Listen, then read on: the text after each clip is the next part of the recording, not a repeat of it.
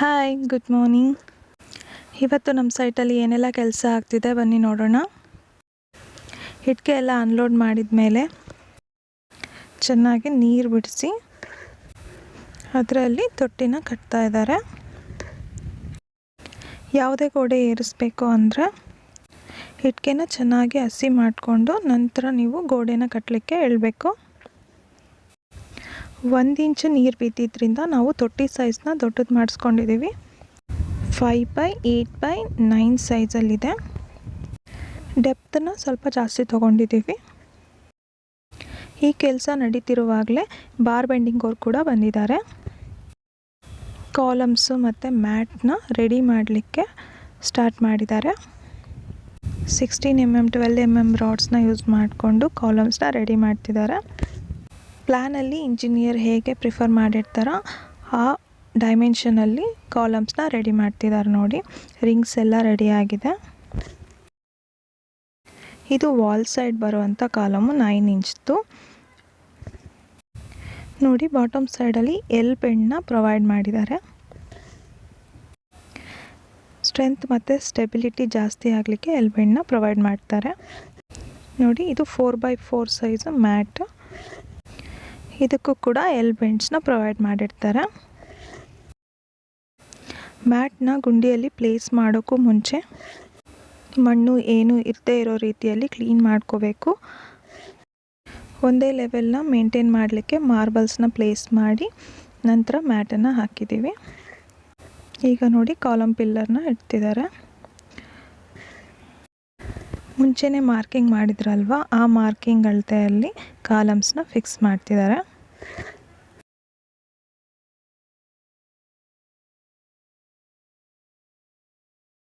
ಹೀಗೆ ಎಲ್ಲ ಗುಂಡಿಗಳಿಗೂ ಕಾಲಮ್ಸ್ ಮತ್ತು ಮ್ಯಾಟ್ನ ಫಿಕ್ಸ್ ಮಾಡಿದರು. ಆವತ್ತೇ ಕಾಂಕ್ರೀಟ್ ಹಾಕೋರ್ನು ಕೂಡ ಕರೆಸಿದ್ವಿ. ಪುಟ್ಟಿ ಅಳತೆಯಲ್ಲಿ ಕಾಂಕ್ರೀಟ್ ಮಿಕ್ಸ್ಚರ್ನ ಎಲ್ಲ ಪಿಲ್ಲರ್ಸಿಗೆ ಹಾಕಿದರು. ಈ ಥರ ಪಿಲ್ಲರ್ ಫೂಟಿಂಗ್ನ ರೆಡಿ ಮಾಡಿದರು. ಬಾರ್ ಬೆಂಡಿಂಗ್ ಅವ್ರು ಕೂಡ ಅದೇ ದಿನದಲ್ಲೇ ಪಿಲ್ಲರ್ಸ್ನ ರೆಡಿ ಮಾಡಿದರು, ಮ್ಯಾಟ್ಸ್ನ ರೆಡಿ ಮಾಡಿದರು. ಮತ್ತು ಕಾಂಕ್ರೀಟ್ನವ್ರು ಕೂಡ ಅವತ್ತೇ ಬಂದಿದ್ದರು. ಸೊ ಇದರಿಂದ ತುಂಬ ಹರಿಬರಿ ಆಗಿಬಿಡ್ತು.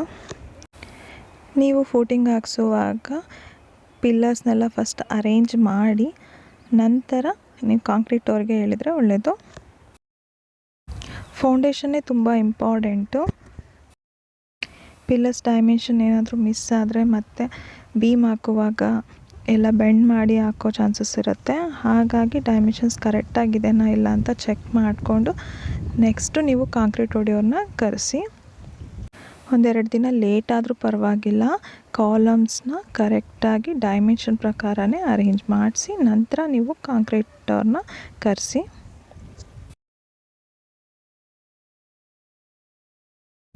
ಸಂಜೆ 6 o'clock ಅಷ್ಟೊತ್ತಿಗೆ ಇದೆಲ್ಲ ಕೆಲಸ ಮುಗೀತು.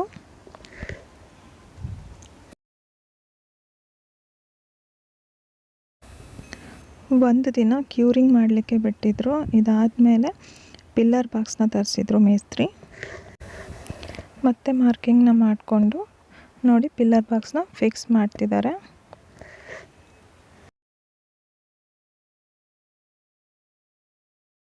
ಬಾಕ್ಸಸ್ನ ಫಿಕ್ಸ್ ಮಾಡಿ ಕಾಂಕ್ರೀಟ್ ಮಿಕ್ಸ್ಚರ್ನ ಹಾಕ್ತಿದ್ದಾರೆ.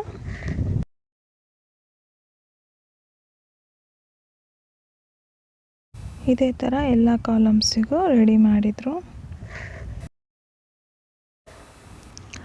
ಬಾಕ್ಸಸ್ನ ಒಂದಿನ ಆದಮೇಲೆ ಡಿಸ್ಮ್ಯಾಂಟಲ್ ಮಾಡಿದರು. ನೋಡಿ, ಫೈನಲ್ ಈ ಥರ ಆಗಿದೆ. ಈ ಬಾಕ್ಸಸ್ ಎಲ್ಲ ಹಾಕಿದ ಮೇಲೆ 3 ದಿನ ಕ್ಯೂರಿಂಗ್ ಮಾಡಲಿಕ್ಕೆ ಟೈಮ್ ಕೊಟ್ಟಿದ್ದರು. 3 days ಕಂಟಿನ್ಯೂಸ್ ಆಗಿ ಬೆಳಗ್ಗೆ, ಮಧ್ಯಾಹ್ನ, ಸಂಜೆ, ರಾತ್ರಿ 4 times ನಾವು ಕ್ಯೂರಿಂಗ್ ಮಾಡಿದ್ದೀವಿ. ನೀರು ಬಿಡಲಿಕ್ಕೆ ಅಂತ ಈ ಹುಡ್ಗಂಗೆ ಹೇಳಿದ್ದೀವಿ.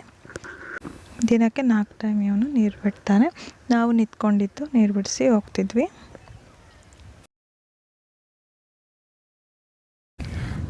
ಬೀಮ್ ಹಾಕಲಿಕ್ಕೆ ಮಾರ್ಕಿಂಗ್ ಮಾಡೋಕ್ಕೂ ಮುಂಚೆ ನಾವು ಪಿಲ್ಲರ್ಸಿಗೆಲ್ಲ ಗ್ರಾವೆಲ್ಸ್ನ ಹಾಕ್ತಿದ್ದೀವಿ. ಯಾಕಂದರೆ ಇದು ಎರೆ ಮಣ್ಣಲ್ವಾ, ಮಣ್ಣೆಲ್ಲ ತೆಗೆಯುವಾಗ ಸೊ ಅದೆಲ್ಲ ಮಣ್ಣು ಇಲ್ಲಿ ಬೀಳಬಾರ್ದು ಅಂತ ಅಂದು ಗ್ರಾವೆಲ್ನೇ ಫಸ್ಟ್ ಹಾಕ್ಸಿ ಇದಾದಮೇಲೆ ನಾವು ಮಾರ್ಕಿಂಗ್ನ ಮಾಡಿಸ್ತಿದ್ದೀವಿ. ನೀರ್ಮಣ್ಣು ಮಾಡಲಿಕ್ಕೆ JCBಯಿಂದ ಗ್ರಾವೆಲ್ನ ದಬ್ಸಿದ್ವಿ. ನಮ್ಮ ಬೋರ್ವೆಲ್ ವಾಟರ್ ಪ್ರೆಷರ್ ಜಾಸ್ತಿ ಇರದೇ ಇರೋ ಕಾರಣ ನಾವು ಒಂದು ವಾಟರ್ ಟ್ಯಾಂಕರ್ನ ತರಿಸಿದ್ವಿ. ಆ ನೀರಿಂದ ಪಿಲ್ಲರ್ಸ್ನ ಮುಚ್ಚಿಸಿದ್ವಿ. ನಮಗೆ ಬೀಮ್ 1.5 ಅಡಿ ನೆಲದಿಂದ ಕೆಳಗೆ ಬರೋ ಥರ ಇಂಜಿನಿಯರ್ ಸಜೆಸ್ಟ್ ಮಾಡಿದ್ದಾರೆ. ಸೊ ಅದಕ್ಕೆ ಮಾರ್ಕಿಂಗ್ ನಡೀತಾ ಇದೆ. ಈ ಮಾರ್ಕಿಂಗ್ ಡೈಮೆನ್ಷನಲ್ಲಿ ನೋಡಿ 1.5 ಅಡಿಯಷ್ಟು ಮಣ್ಣನ್ನು ತೆಗೆಸ್ತಾ ಇದ್ದೀವಿ. ಇದೆಲ್ಲ ಆದಮೇಲೆ ಮಣ್ಣಿನ ಕೆಲಸ ಮಾಡೋರನ್ನ ಕರೆಸಿ ಗ್ರಾವೆಲ್ನ ಪಿಲ್ಲರ್ ಬಾಕ್ಸಿಗೆ ಹಾಕ್ಸಿದ್ದೀವಿ. ಕರಿಮಣ್ಣು ಏನೂ ಹಾಕದೇ ಇರೋ ರೀತಿ ನೋಡಿಕೊಂಡು ನೀವು ಮಾಡಿಸ್ಬೇಕು. ನೋಡಿ, ಬೀಮ್ ಪ್ಲ್ಯಾಟ್ಫಾರ್ಮು ಇದೇ ಆಗಿರುತ್ತೆ. ಎಲ್ಲ ಕಡೆಯೂ ಗ್ರಾವೆಲ್ ಹಾಕ್ಸಿ ನೀರು ಬಿಡಿಸಿ ಕರೆಕ್ಟಾಗಿ ಅದನ್ನು ಸಮ ಮಾಡಿಸ್ಬೇಕು. ಎಲ್ಲ ಮಣ್ಣು ಹಾಕ್ಸಿದ ಮೇಲೆ ಮತ್ತೆ ಜಲ್ಲಿ ಮತ್ತು ಕಾಂಕ್ರೀಟ್ನ ಮಿಕ್ಸ್ಚರ್ ಮಾಡಿ ಒಂದು ಲೇಯರ್ನ ಕೊಟ್ಟಿದ್ದಾರೆ ಬೀಮಿಗೆ.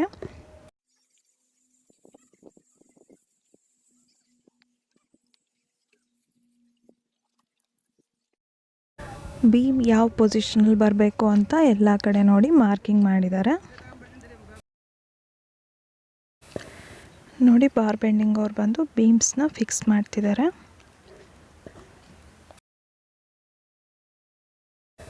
ಈ ಬೀಮ್ ಫಿಕ್ಸ್ ಮಾಡೋಕ್ಕೂ ಮುಂಚೆ ಮಾರ್ಬಲ್ಸ್ನ ಲೆವೆಲ್ ಮಾಡಲಿಕ್ಕೆ ಇಡಬೇಕು. ಶೀಟ್ ಹಾಕ್ಸುವಾಗ ಮತ್ತೆ ನಾವು ಮಾರ್ಬಲ್ಸ್ನ ಇಟ್ಟು ಶೀಟ್ ಹಾಕ್ಸಿದ್ವಿ. ನೀವು ಈ ಬೆಂಡಿಂಗ್ ವರ್ಕ್ ಮಾಡೋಕ್ಕೂ ಮುಂಚೆ ಅದನ್ನು ಕರೆಕ್ಟಾಗಿ ಲೆವೆಲ್ ಮಾಡಿಸಿ ನಂತರ ಬೀಮ್ನ ಫಿಕ್ಸ್ ಮಾಡಲಿಕ್ಕೆ ಹೇಳಿ. ನೋಡಿ, ಇಷ್ಟೆಲ್ಲ ಕೆಲಸ ಇವತ್ತಾಯಿತು. ನೆಕ್ಸ್ಟ್ ಡೇ ನೋಡಿ ಶೀಟ್ ಹಾಕೋರು ಬಂದಿದ್ದಾರೆ. ಶೀಟ್ ಹಾಕುವಾಗ ನೋಡಬೇಕು ನೀವು, ಬೀಮ್ ಹತ್ರ ಏನಾದರೂ ಮಣ್ಣಿದ್ರೆ ಅದನ್ನೆಲ್ಲ ತೆಗೆಸಿ ಕ್ಲಿಯರ್ ಇದೆ ಇಲ್ಲ ಅಂತ ಚೆಕ್ ಮಾಡಿಕೊಂಡು ನೆಕ್ಸ್ಟ್ ನೀವು ಶೀಟ್ ಹಾಕಿಸ್ಬೇಕು.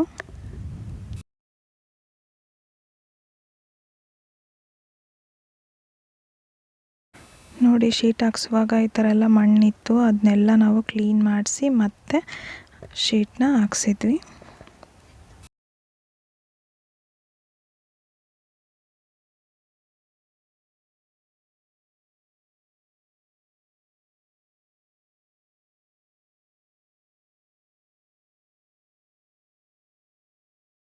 ಬೀಮ್ ಬಾಕ್ಸ್ ಎಲ್ಲ ಫಿಕ್ಸ್ ಮಾಡಿದ ಮೇಲೆ ತಿರುಗಿ ದಿನ ನಾವು ಕಾಂಕ್ರೀಟ್ ಅವ್ರಿಗೆ ಹೇಳಿದ್ವಿ. ಜಲ್ಲಿ ಸಿಮೆಂಟ್ ಮಿಕ್ಸ್ಚರ್ನ ನೋಡಿ ಬೀಮ್ಗೆ ಹಾಕ್ತಿದ್ದಾರೆ.